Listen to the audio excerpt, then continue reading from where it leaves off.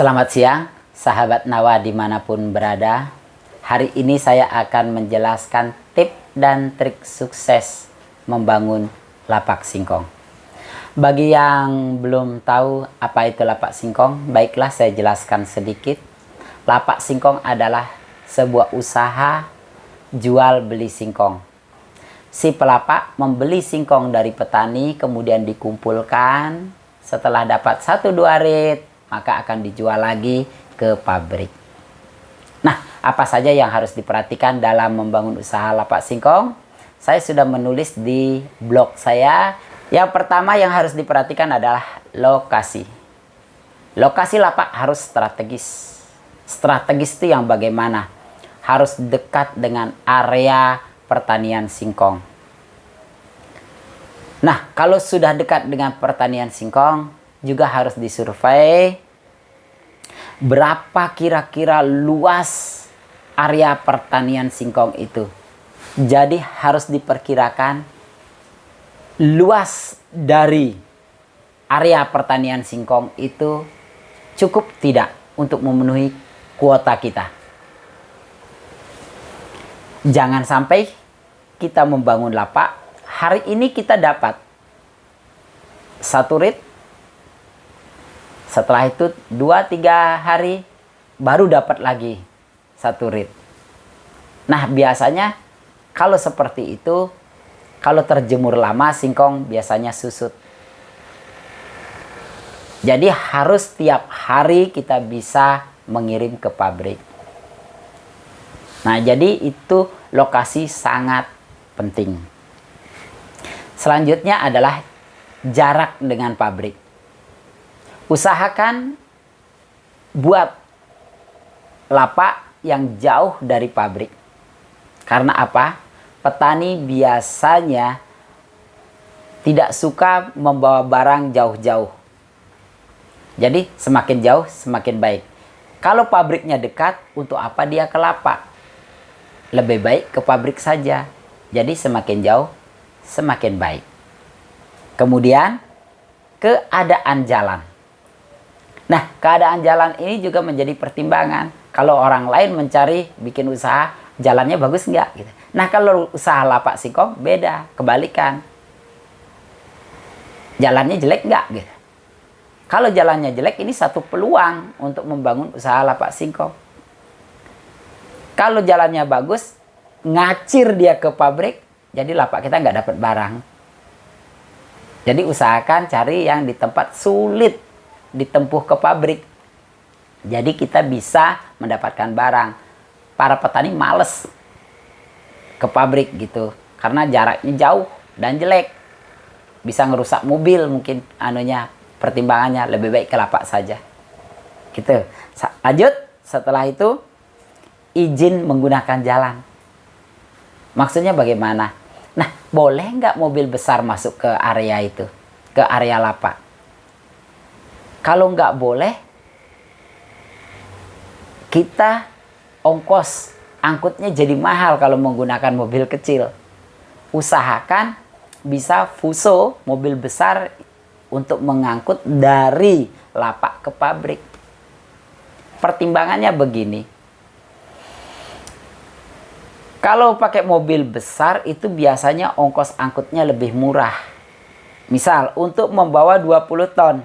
Sekali tarik sudah 20 ton. Jadi solarnya lebih murah ketimbang menggunakan mobil kecil. Misalnya mobil yang hanya daya angkutnya 2 ton. Untuk mengangkut 20 ton udah 10 mobil. Bolak-balik. Nah, banyak menggunakan bahan bakar. Juga banyak menggunakan supir. Kalau sekali berangkat 10 udah 10 supir. Biasanya lebih murah menggunakan mobil besar. Juga, nah ini yang paling penting. Juga, kalau bisa masuk mobil besar, biasanya kendaraan pabrik mau menjemput ke lapak kita. Lagi kita mendapat subsidi dari pabrik. Jadi sudah mobilnya mobil besar, lagi dapat subsidi dari pabrik. Dengan demikian kita tidak perlu beli mobil atau sewa mobil lagi. Sudah dijemput oleh pabrik. Karena biasanya mobil pabrik itu besar-besar. Dia tidak mau menjemput pakai kol diesel. Contohnya lapak saya. Lapak saya dijemput oleh pabrik. Jadi saya hanya Rp35 per kilo dari lapak saya ke pabrik. Nah kalau teman-teman pakai kol diesel itu udah 100. Nah saya sudah untung berapa? Bisa Rp65. Katakanlah 60. Nah 60 ini kalau saya subsidikan ke pembelian si petani, petani jadi senang ke lapak saya. Good. Lanjut. Itu izin menggunakan jalan. Usahakan bisa fuso masuk. Selanjutnya, jalin kerjasama dengan pabrik. Bagaimana caranya? Buat persetujuan, komitmen dengan pabrik. Hai pabrik, saya bersedia support pabrik ini menyediakan singkong. Pabrik tidak akan kekurangan singkong yang digiling. Saya siap memenuhi, misal seperti itu. Tapi baliknya apa? Pabrik harus mau membeli singkong saya di saat singkong banjir, membludak singkongnya.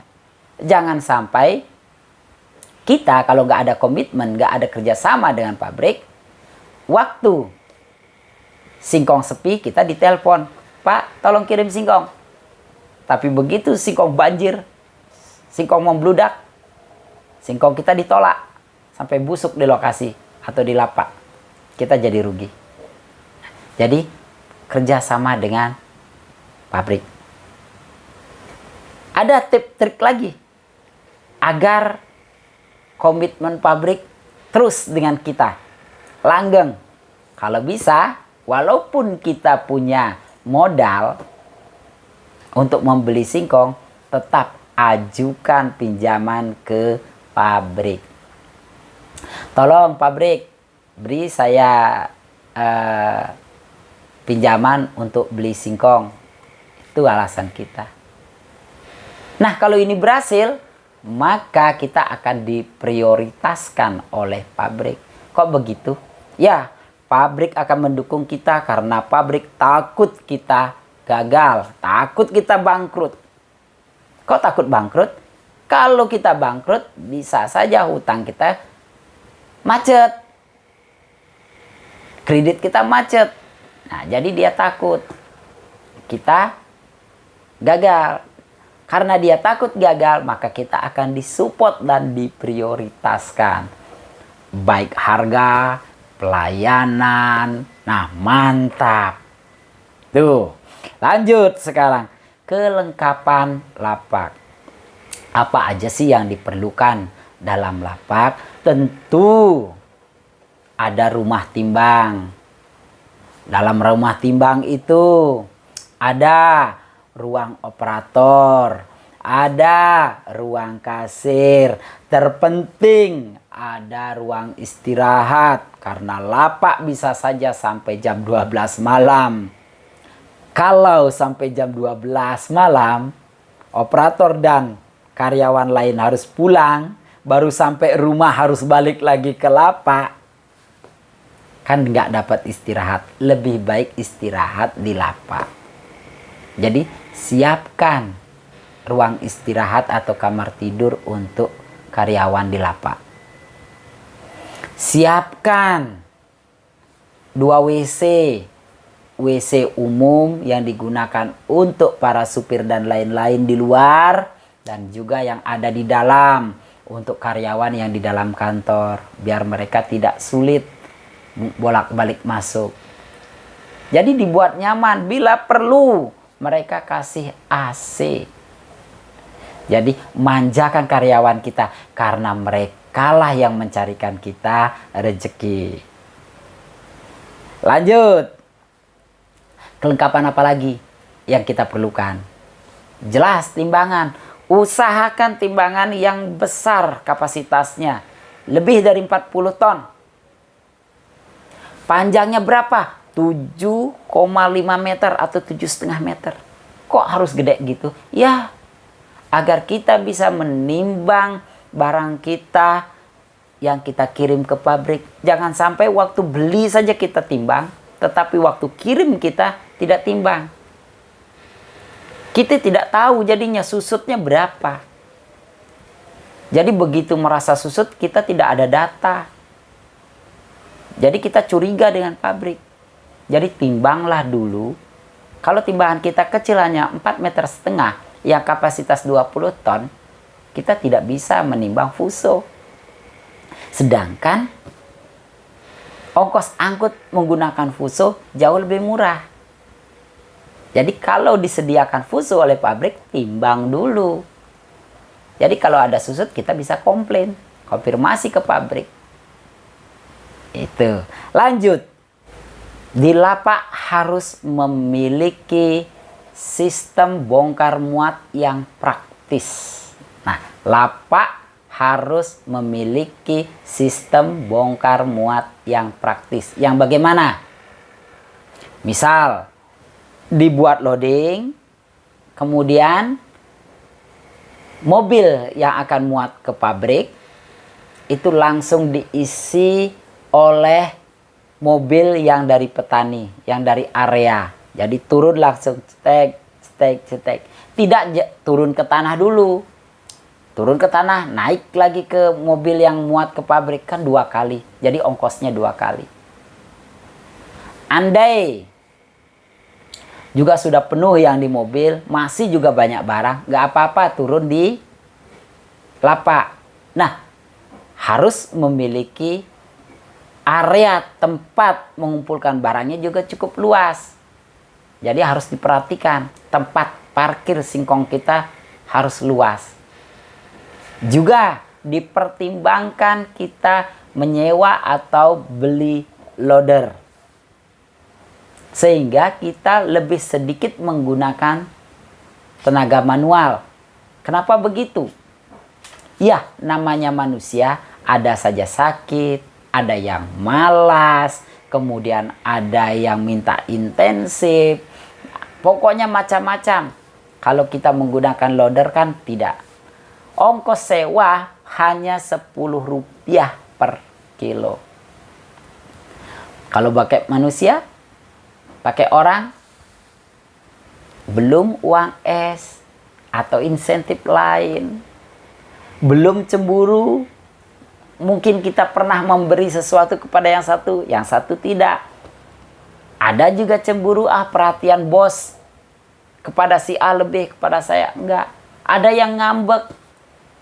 Ada yang keperluannya di rumah mungkin ada kondangan, lain sebagainya.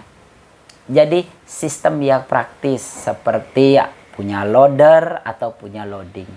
Itu sangat penting. Lapak juga harus memiliki kelengkapan izin. Izin apa saja? Ada izin usaha ya. Mungkin badan hukum bisa berupa CV. Nah, juga seperti siup situ segala macam. Nah, izin lingkungan tempat kita mendirikan adalah yang pertama harus diselesaikan. Apalagi izinnya? Izin menggunakan timbangan yang sah. Artinya, timbangan harus ditera. Dibuktikan dengan adanya segel dari Balai Meteorologi. Dibuktikan dengan adanya SKHP. Apa SKHP? Surat keterangan hasil pengujian dari petugas berhak Balai Meteorologi. Jadi jangan menggunakan timbangan yang belum ditera. Jangan mengutak-ngatik timbangan. Kalau sampai mengutak-ngatik timbangan itu melanggar hukum dan agama juga melarang. Nah, terus bagaimana Pak kalau terjadi susut atau perbedaan timbangan, nilai timbangan dengan pabrik?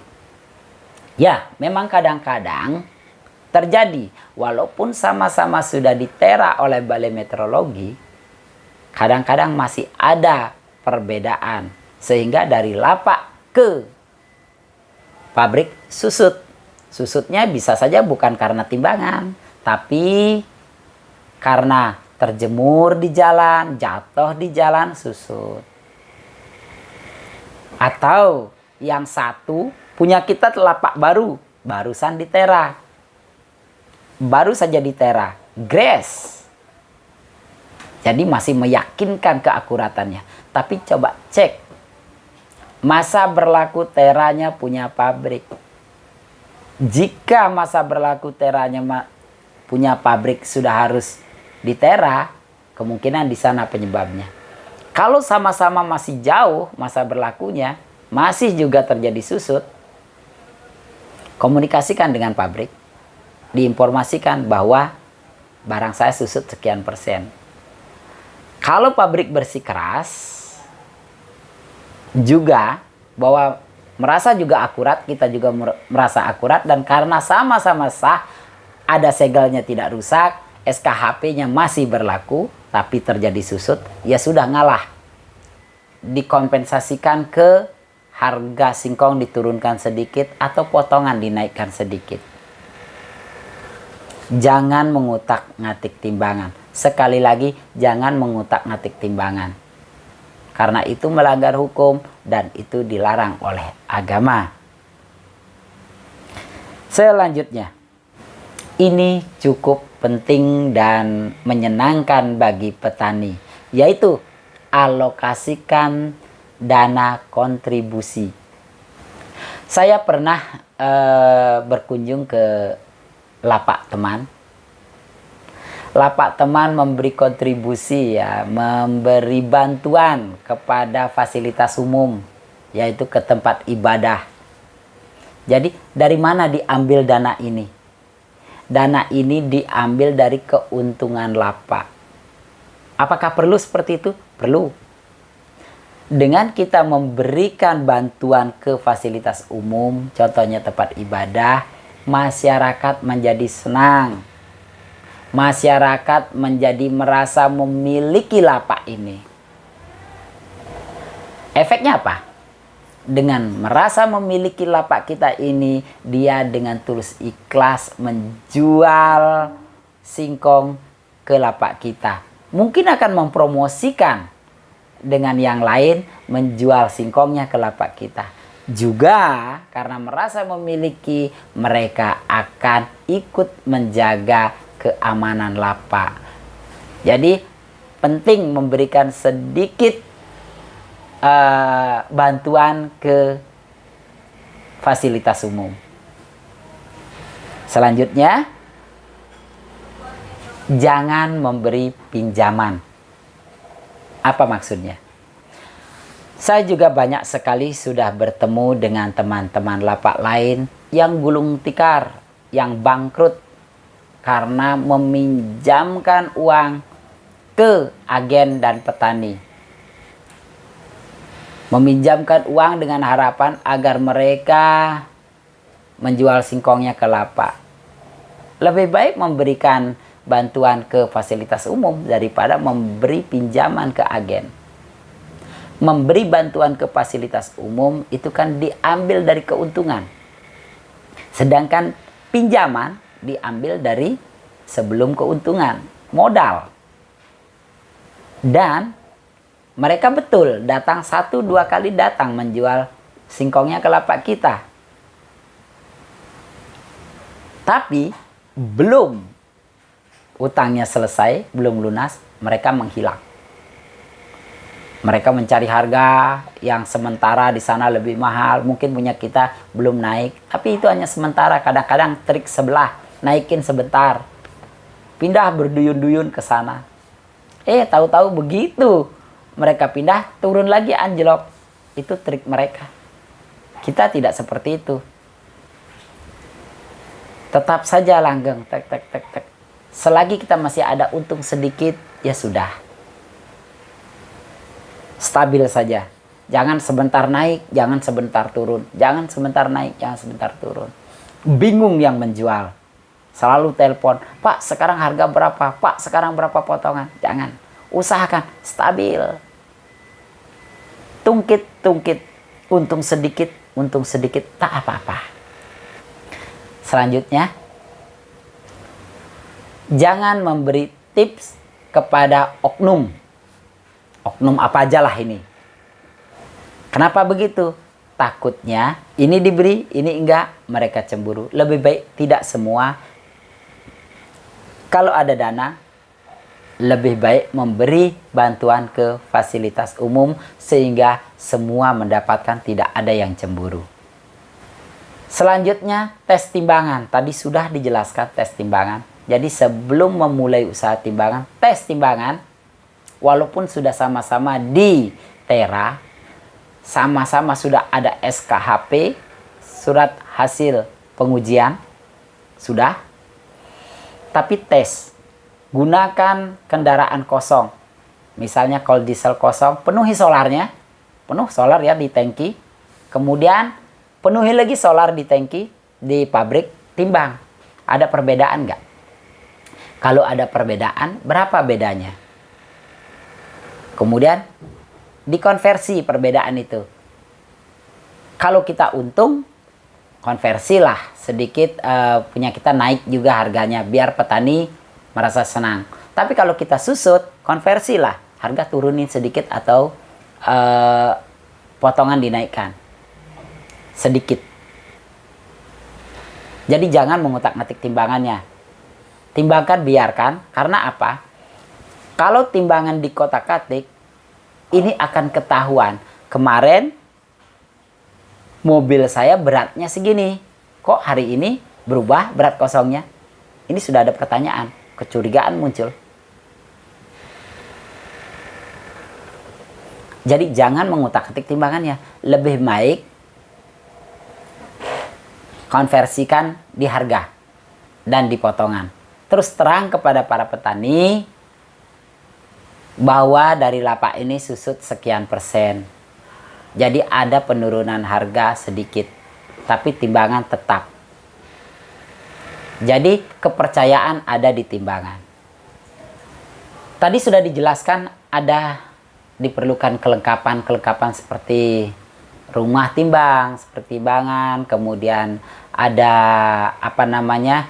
sistem yang bongkar muat yang praktis. Nah, ada lagi yang tadi saya lupa, yang sangat penting adalah perlu komputerisasi, dicetak nota timbangnya, dan diperlukan juga eksternal display agar petani, agen dapat melihat angka secara langsung.